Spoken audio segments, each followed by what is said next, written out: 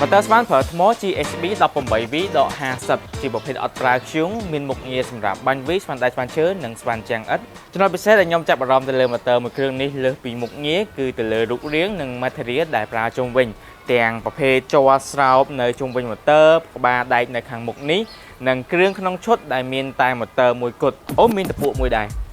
កាលណាម៉ូទ័រដែលមកតែទូខ្លួនបែបនេះច្បាស់ណាស់តម្លៃគឺល្អជាងប្រភេទជាឈុតត្រឹមតែ$105បងប្អូនគ្នាអាចទទួលបានម៉ូទ័រដែលមានមុខងារច្រើននិងគុណភាពផលិតខ្ពស់ពី Book GSB 18V ដក 50 ជាប្រភេទប្រើសម្រាប់ការងារធុនធ្ងន់ប៉ុន្តែទម្ងន់វិញគឺស្រាលត្រឹមតែ 1.5 គីឡូបើយើងដាក់ទាំងថ្ម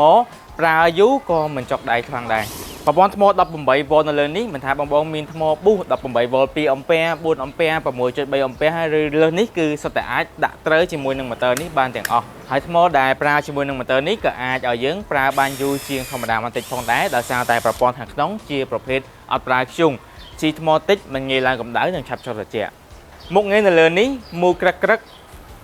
បដូរបានទៅតាមរូបជាក់ស្ដែងមានដូចជារូបវីរូបផ្លែស្វានសម្រាប់ការស្វាន់ដៃស្វាន់ឈើនិងរូបញញួរសម្រាប់ការស្វាន់ជាងឥដ្ឋ20លេខនៅខាងមុខនេះប្រើជាមួយនឹងមុខងារបាញ់វីដែលយើងបដូរទៅតាមទំហំវីធំវីទូចវែងឬខ្លី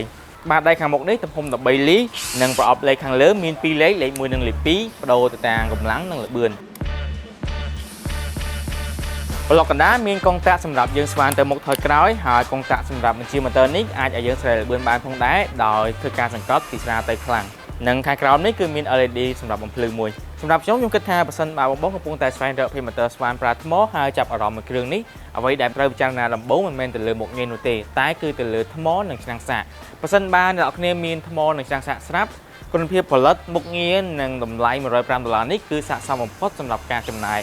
ប៉ុន្តែបើសិនជាមិនទាន់មានថ្មនិងឆ្នាំងសាកទេអាចទិញបូកបន្ថែមខាងក្រៅបានតែការចំណាយក៏ច្រើនជាងមុនផងដែរឬអាចពិចារណាទៅលើ model Boost 18V ដែលមានថ្មនិងឆ្នាំងសាកមកជាឈុតស្រាប់យ៉ាងណាជំរឿនគឺសិនលើបងប្អូនទាំងអស់គ្នាជានិច្ចជ្រើសរើសផ្ដោតទៅលើតម្រូវការផ្ដោតទៅលើការចូលចិត្តឬផ្ដោតទៅលើការចំណាយកាមេរ៉ាមានជម្រើសជាច្រើនសម្រាប់អ្នកទាំងអស់គ្នាអរគុណជម្រាបលាជួបគ្នាក្នុងវីដេអូក្រោយ